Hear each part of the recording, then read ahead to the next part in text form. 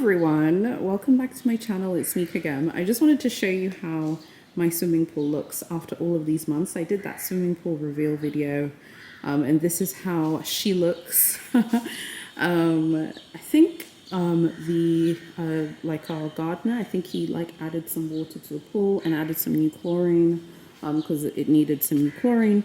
And Edwin the other day got these and picked these up, which I thought was quite nice. So now we have these because he was like, you know, it could be fun to just sit here and chill and be on the phone, but also see the pool. So I think tomorrow after church, I will definitely be sitting here like going through comments. Hopefully you leave me comments and updating my Facebook group, but sitting here. So I just wanted to quickly show you how it looks. One of my neighbors, I think, is doing some refurbishments or something, so there's going to be a lot of noise in this video. But yeah, let's get started with the dragging. We have a lot to talk about. I'm sitting outside in the veranda here. I'm sorry, my neighbors are so noisy. Everyone makes noise, and obviously this is Africa, honey. This is Tanzania, and I'm sitting outside, so there are all kinds of insects flying around because it is a tropical place, obviously. So please just ignore that if you see anything. So we have a lot to chat about today. I'm sorry, I beg your pardon. I can't even speak. I've been watching a bunch of documentaries before filming this video. We have a lot to talk about. We have dragging stories to get through, and we also need to talk about Lydia Millen's TikTok video that went viral, and it was like picked up all over the media in the UK. It was absolutely insane. I saw her TikTok on my For You page like when it happened, so I thought it was worth us kind of chatting about, because I think it's a very interesting, I don't know, I think it's an interesting topic, the whole idea of influencers being like out of touch and luxury YouTubers or bloggers or influencers being out of touch. So I wanted us to chat about that. So let's talk about that first, and then we'll do the dragging story. So first of all, let me just say, I actually like her fashion content. Like, I actually like her fashion videos. So if you like her channel, don't panic. I'm not having a go at her. I do actually like her fashion content. As you guys know, I don't watch anyone's vlogs. I don't care who it is. At this point, Beyonce is my favorite artist. Nicki Minaj is my favorite rapper. I wouldn't watch their vlogs, honey. Okay, and they are like literally my two favorite artists, and I wouldn't watch their vlogs. So I don't watch anyone's vlogs. I know she does like gardening, she has animals. Another thing is like, I don't watch anyone's animal content. Like, I have 3 animals, but I don't want to watch animal content. I don't know, I'm kind of weird. I just want to watch shopping content like in its entirety. So while I like her fashion videos, I think she went, you know, a bit too far. I actually think that the whole thing was kind of planned. I had posted about it on my Instagram stories, and I told you guys, like, don't fall for it. It's obviously planned. Honestly, I thought she was joking. I thought it was like satire. I was like, oh, she's joking. It's not like serious or anything like that. But obviously she wasn't joking. She hasn't apologized for the video. I don't really think she should necessarily apologize either, because I don't believe in cancel culture. I don't believe that people should be canceled. I'm fundamentally against being canceled. I'm not going to cancel anyone. I'm going to give you my own experience about cancel culture in a second as well. So I wanted to kind of just chat to you guys about luxury influencers being out of touch, or luxury pages being out of touch, and what do you guys think about it? Well, first of all, I don't really see her as like a luxury influencer hardcore. I see her more as like a fashion, I guess she's more like a lifestyle and fashion influencer, because she doesn't just focus on luxury all of the time. She does feature luxury, but it's not like all of the time luxury is featured on her channel. So I think, like, for me, just the way that I saw the whole thing, besides the fact that I think it was completely staged and the whole thing was planned and she knew what she was saying, the fact that, you know, she was going to go to the Savoy, I think she was going with her husband, but they were going for like a work event, they were going for work or something. I think that the whole thing was planned, but in light of what's going on in the UK at the moment with the cost of living crisis in the UK, if you read international media, if you follow anything that's going on in Britain at the moment, there is a massive cost of living crisis in the United Kingdom. Like, I've been watching some clips and videos of pensioners who can't stay warm, people can't pay gas and electric bills. Obviously not everyone, because there are many people who are fine, but there are many people who can't pay bills. I just watched a video, and I'll link it below, of this really fantastic vicar in the north of England, like feeding people in his church. Okay, it's really, really, really bad. In light of the fact that Lydia is British and she lives in the UK, I think she knew what she was doing. And I saw some of her responses, like on TikTok, on her TikTok, like she was responding to people who were like saying, hey, you know, I think this is really tone deaf. You know, I think she told someone like, we all have different realities. I was like, girl, boo-boo. Do you want to be dragged really hard? Yes or no? I mean, do you want to be dragged by the skull? Yes or no? And I get it, honey. You know, I'm a businesswoman, honey. I get it. I know that she was doing this for attention and engagement, and at least from a marketing point of view, she probably did this to get a lot of engagement so that her TikToks can get a lot of views, because normally when you go viral, your next video will do very well and the video after that will do very well. And if you go on her TikTok, you'll see that her videos have literally exploded. And they're doing so well. Obviously, they're doing very well because, you know, she had that, you know, viral video that went viral. So obviously, I think she's done this for engagement, and then she can use the views from those TikToks to show other brands like, hey, look at all the engagement I'm getting. But you're getting the engagement from a viral video. She does get a lot of views, there's no question that she does get a lot of views, but definitely she wanted to go viral so that she could build engagement. There's no question to me, because no one would film that video knowing what is going on in the UK. I don't even live in Britain, and even I know what is going on with the cost of living crisis. People are struggling to pay gas and electric bills. I was watching, I think nurses in Britain have gone on a strike for the first time in, I think, in like a century or something, over costs and wages and things like that. Not everyone is struggling, but some people are struggling. I think that she knew what she was doing, and I think the way she was responding to people, I actually thought she was trolling. Like, you know, like I said, you know, people be like, oh my God, I can't believe he posted this. And she's like, you know, we have different realities. I'm like, you're trolling. Like, she has to be trolling. Like, there's no way that she could mean. I actually think the whole thing has been planned by her and probably the people advising her. I think it's just this thing that they have planned. I do not believe that it is actually like sincere at all, because no one can tell me that you can post that. And I know you're going to be like, oh, she did it for views and clicks. A lot of the times you guys always say that to me, but I feel like if you don't have a page, a YouTube channel, or an Instagram where you create content, you might not understand that it really actually does take quite a bit of work to make videos extremely profitable, and it requires a lot of sponsorship and a lot of work with like affiliate links, and you have to really grind it out. Even if she was doing this for money, I mean, how much money is she really going to make off those videos? And how many brands who care about their image will want to be associated with an influencer who is, you know, out of touch? Brands are very tuned in to what people are saying online, and people were not happy. I actually think that whole stunt backfired on her. Maybe to you guys, she looks like she got, you know, all of this attention and stuff, but actually to people who work in marketing, it's like, well, which brands are going to want to give you a huge, massive platform when you're offending and hurting people's feelings? Like, seriously offending and hurting people's feelings. There's a limit to how much virality like helps in this kind of situation. And if you like her, don't panic. I don't have, like I said, I have nothing against her. I like her fashion content. If she has an unboxing or a fashion video, I'll probably watch it because it comes up on recommended quite a bit, although I'm not subscribed to her channel.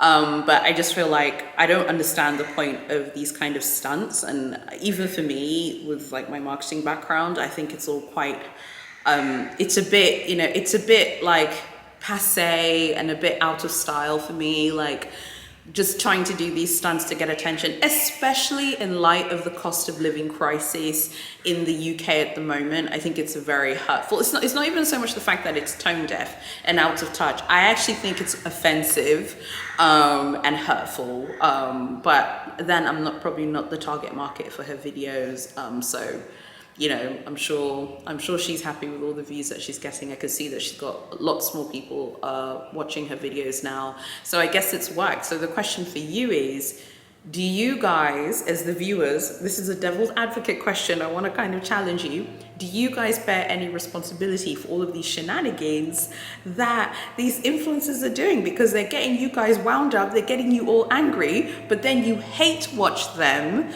on YouTube where they make money from ads. You hate watch them, you know, on TikTok, and then they tell you guys, you know, go do this, go do that, go watch my video, go do this. So are you guys also kind of feeding into it? Yes or no?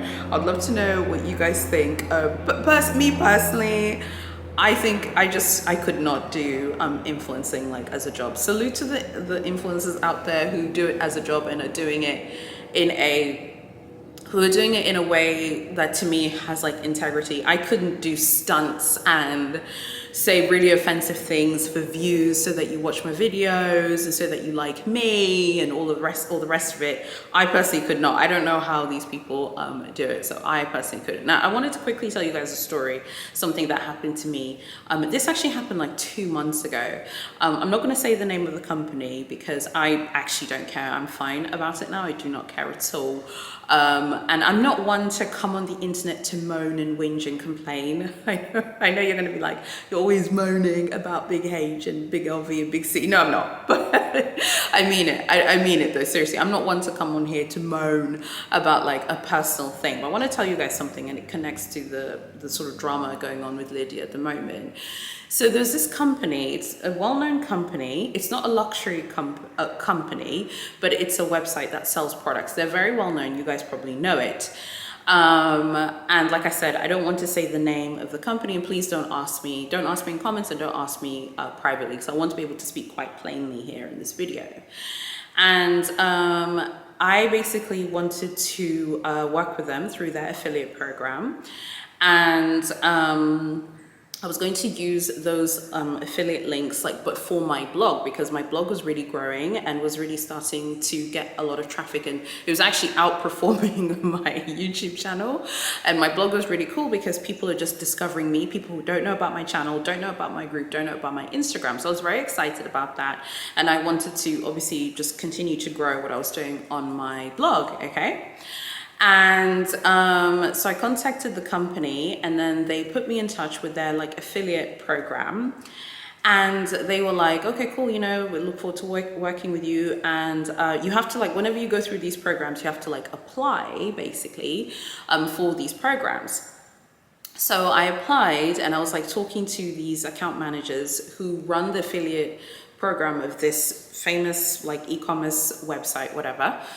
And everything was going well. And then I got this email from someone who works at the team, and it was a really I don't know, it was just a really offensive email. They were saying how they didn't want to work with me because essentially what they were saying, they didn't want to work with me because I didn't look a certain way. It was very clear to me what they were actually saying. What they were actually saying, okay, was that basically they were judging me because of how I look, and to be blunt, they were judging me because I'm a Black woman. It's clear, it's so obvious that is what they were saying. There's no question. Any other Black influencer or blogger, creator, businesswoman, businessman in that situation would have picked up on what they were saying. So I kind of responded to them and I challenged them. I said, oh, okay, but you knew about my concept before, but now that you know what I look like, is it because of how I look? So now I'm not good enough, for the program. They contacted me and they apologized for the way I was spoken to by one of the people, and 2 people actually from that team were like, hey, we're sorry, we want to make things right, and we apologize for the way you were spoken to, because it has nothing to do with the way you look, and actually now we want to work with you. Okay, but by that point I'd already lost interest. So when this happened, I was like, wow, that's so crazy. I remember telling my husband, like I said, it happened about 2 months ago, and he was like, oh my gosh, they're so disrespectful, they're so rude, you should never promote them to your audience or followers. And I have not, okay, and I literally I will never ever shop from that website. I will never work with them. And I am the one, after they apologized to me and they said that they wanted to work together and they wanted to make things right and they were sorry for the way I was spoken to, I was like, I'm not interested. I just got rid of them and kept it moving. Now there's kind of a luxury element there though, because I wasn't worried, I wasn't triggered, because I was I'm cool. Like, you guys, if that's how you feel, that's cool. But I'm not going to work with any company that disrespects me, and definitely any company that is making a judgment because of the way that I look. And it was so obvious that they were making a judgment because of me and my ethnic identity. There's no question. This like really bad experience with this website. I was like, okay, cool, whatever. I'm just going to move on. I don't want to work with these people because we obviously don't have the same values. The fact that they had spoken to me in a certain way, that they had given the impression that they were judging me because of how I look and it was so obvious. Like, anyone who had read the email exchanges between us, you would have completely picked up that they were judging me because of me and the way I look. Okay. But then, as luck would have it, and as is always in God's plan, I then got another really great opportunity, and I was accepted into the Harvey Nichols affiliate program, which is so much more like perfect on me. It's completely on brand with what I'm trying to do, with this YouTube channel. So I'm sharing this to say, and I even hesitated to share the story, but I'm sharing it to say that many of these influencers will do anything to make a lot of money because it is a very cutthroat and ruthless industry. Imagine how many people they have sent emails like that to, but who would be begging them. Imagine that website that sent that email to me, tried to put me down because of the way that I look and because of my ethnic identity. Imagine all the other bloggers and websites that are probably begging to work with them because they're this big famous website. I was like, girl, please, okay? You are not going to speak to me any certain way. But at the same time, I'm not going to come on here and blast them because I'm very proud of what I've achieved in my company, which has nothing to do with this channel. And I have to kind of always be professional. That's why I'm not going to mention them, okay? So I'm sharing this story to say that a lot of these bloggers like Lydia and all these other people, they make their entire income from blogging and influencing. That is their job. That is their entire income. So they need to constantly engage you in order to, make money. And that's fine. And like I said, there's nothing wrong with that. But for someone like me, it's like, that happened 2 months ago and it didn't affect me at all because I was just like, oh, this could be something that could be cool to have for the website. But if it doesn't work out, no problem, because I'm Gucci honey. I'm still doing my thing here with my company, with my employees, and making things happen.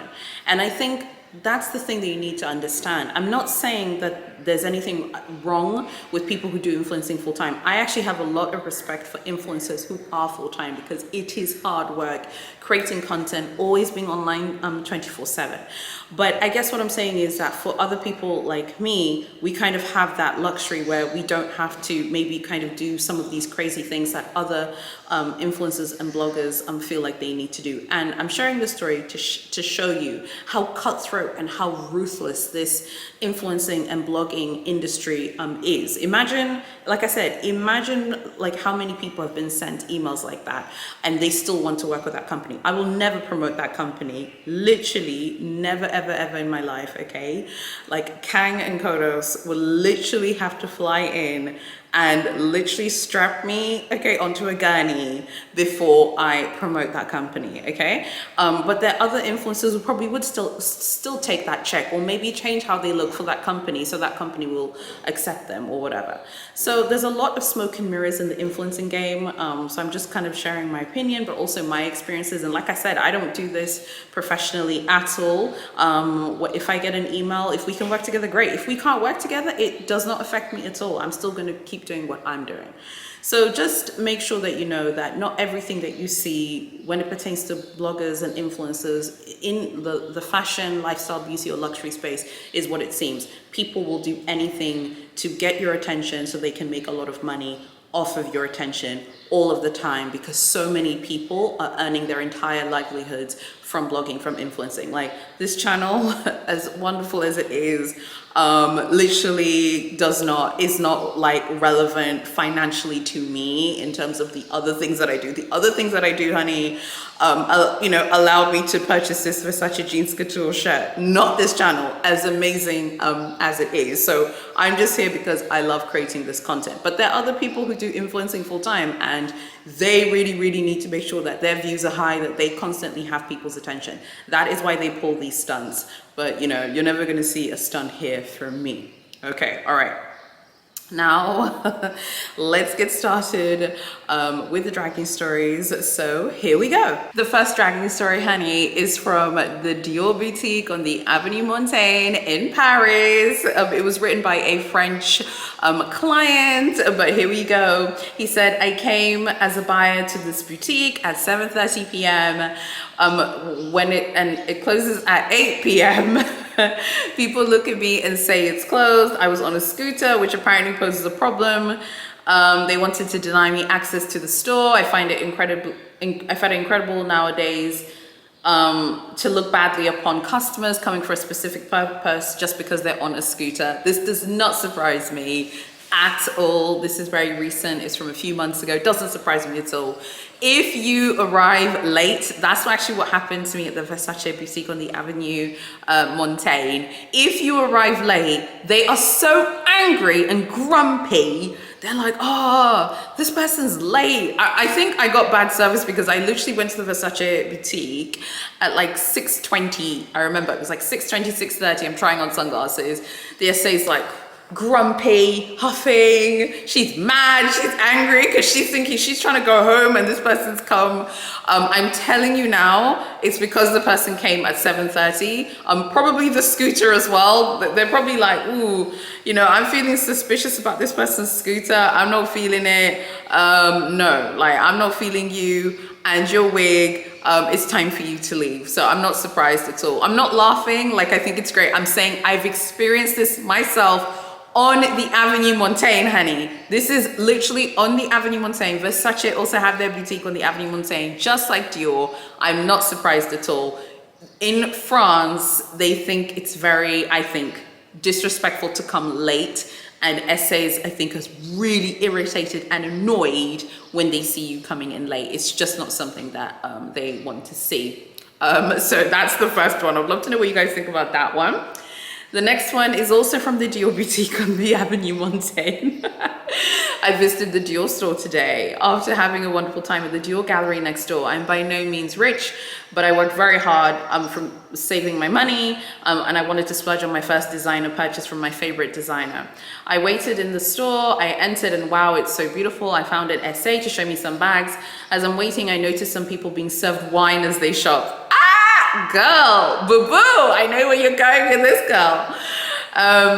I'm definitely not getting the same treatment. Keep in mind, I'm dressed appropriately, skirt, handbag, and wearing Nike trainers, reasonably fashionable. There is one bag I want in particular, but then the essay brings one to me. I notice it has a scratch in the leather. I asked her if I could see the other one in stock. It was also damaged. I resigned to buying the same bag in black, but I was so bummed that they had been trying to sell me flawed goods. I have a very keen eye, especially when I'm spending more than $2,000. So when I see a scratch, I was just shocked anyone would buy it. Anyway, I left with my purchase, but as I reflect on my experience, I think about how I was treated versus other customers flaunting their wealth. I was a customer, same as them. Yeah, I was treated with less respect because I was obviously not made of money. Even though it was a once in a lifetime purchase for me, I feel as though I should have been treated similar and not had the sales associate annoyed because I asked for a non-damaged bag. Okay, we have a lot to unpack here.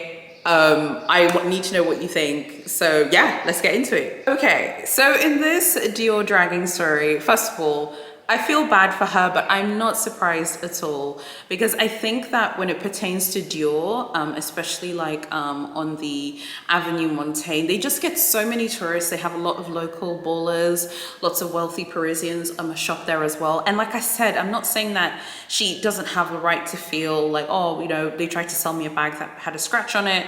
I don't know about inspecting the bag while you're there with the essay. That is going to annoy the essay. There is no question about it. But at the same time, when she said she saw people being offered wine, boo-boo, they're spending a lot of money and they're getting wine. If I'm not spending a ton of money, I don't expect you to, you know, crack open a bottle of Merlot for me. I don't expect you to, you know, crack open a bottle of Bollinger or Krug, you know, champagne for me. It would be nice, but if I'm not spending a fortune like other clients, that personally wouldn't bother me. I mean, I don't know what you guys think about that one, but you know, she said that she was judged on how she looked. Of course she was. Of course she was. And I've told you guys this many times. In Paris especially, because there's so many wealthy locals and like tourists as well, you're absolutely judged based on how you look. And I think it's just best for everyone to acknowledge this. It's better for you to be equipped with the information now, so you know that you are judged based on how you look. So yeah, you know, she left excited, and she said, you know, she was thinking about the way she was treated versus the people who were flaunting their wealth. Well, guess what? Them flaunting their wealth, honey, got them the wine that you wanted, boo-boo. So maybe you should have done that. Let me know what you think of that one as well. I would love to know. The next one is from the Louis Vuitton boutique on the on 57th Street and 5th Avenue in Manhattan, in New York, in the United States. I was kicked out because I had no intention of buying anything that day. I was not allowed to look. As with any normal shopping, and don't talk to me about a luxury boutique. I was perfectly able to look around and move around as I wanted to at Gucci. The saleswoman was pushy and rude and looked down on me when she realized I had no intention of buying anything. They are snobs and intolerant. I'm nevertheless clean, well-dressed, respectful, and I have the means to buy their products. I'm disappointed. Girl, boo-boo. As far as they're concerned, okay? Remember how I tell you, like, Beauty and the Beast, when the old woman is like looking at the prince and whatever, you know, with the flower, you know that scene, and he judges her because of the way she looks or whatever? Like, it's a Beauty and the Beast type of thing. They do not care unless you are buying in the boutique that day. I much prefer to basically just like look on the website and then go buy in store. But some people love browsing in the store. I think browsing for brands, like, they know it's the reality of luxury shopping, but I think that they see it as a negative because an SA still has to use their time and energy to give you service, even though you're not going to be financially benefiting the boutique that day. It sounds like the person was kicked out of Louis Vuitton, honey. Okay, you got your ass kicked out of Big LV, honey. Big LV said, you need to leave because you are not buying anything today, so you need to leave. So yeah, I would love to know what you think about this. I was kicked out because I had no intention of buying anything that day. I don't know about being kicked out. I think that's a bit aggressive. But we don't know what this person was doing. What if the person was in there vlogging, touching every single thing and not buying anything? I think I was telling some of you on my Facebook page, like, you know, I'm gonna do vlogs when I go to Europe, but generally speaking, I'll only go if I'm buying something. I think the only place where you can really film vlogs and it's not seen badly is, like, particularly in Paris, is like Galerie Lafayette and Printemps. There are a lot of people shooting content in Printemps and Galerie Lafayette, and not even like bloggers or influencers, like just regular patrons filming the dome of Galerie Lafayette and things like that. It's fine, and it's fine for you to browse. I think it's fine browsing in a department store because I feel like department stores are built for browsing so you can discover products and brands. But I feel like flagships, if you browse too much, honey, they're like, go, bye. You know? So I'd love to know what you guys think about that. What do you think about this format of this dragging video? I would love to know. Make sure you're fully subscribed, hit notifications. Everything is linked below. Let's talk about what happened at Dior Avenue Montaigne and at Louis Vuitton 5th Avenue. It's just luxury brands behaving badly as per usual. I know you're gonna be like, you're defending how they treated the person being kicked out for browsing. Well, as far as they're concerned, you're making them lose money. And we all know these luxury brands are not about losing a pound, penny, shilling, euro, honey. They wanna make all that money. So they're like, girl, bye, you need to leave, you're not buying anything. I would love to know what you think about all of these dragging stories. Make sure that you tell me below in the comments, and go join my group. Go join my Facebook groups, link below, and also go join my email newsletter because I have a newsletter that is coming out next week. And just before I go, I also had another thought about this sort of Lydia Millen drama, which I wanted to also just quickly mention again.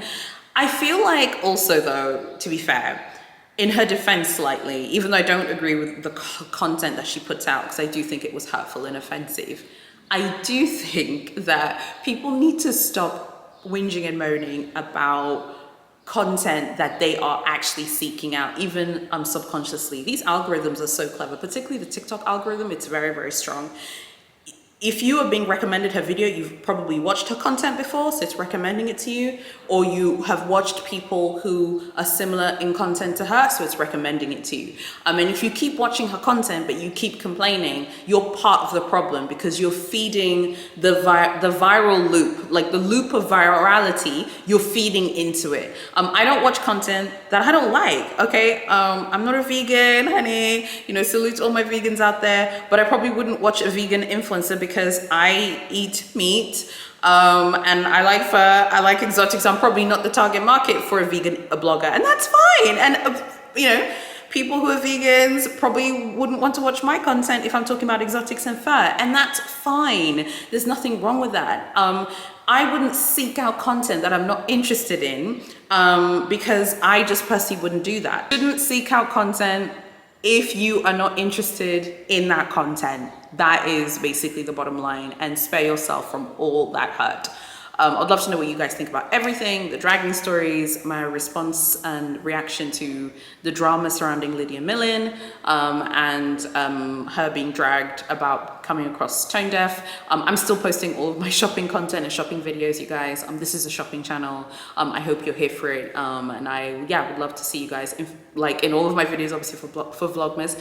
Today I have ordered things from ASOS. I'm really excited about that, and I am going to be putting my order for the Dior Toile de Juillet notebook as well in grey. So yeah, we're gonna have lots of really fun things to look at during this Vlogmas, basically, because I think I'll be getting the ASOS parcel by the time Vlogmas has started. I'm going to unbox the ASOS parcel on my channel, even though it's not a luxury, it's not luxury. I'm still gonna unbox it because I feel like it's going to be interesting, because I've ordered beauty products, so there'll be things I think you guys will want to see anyway.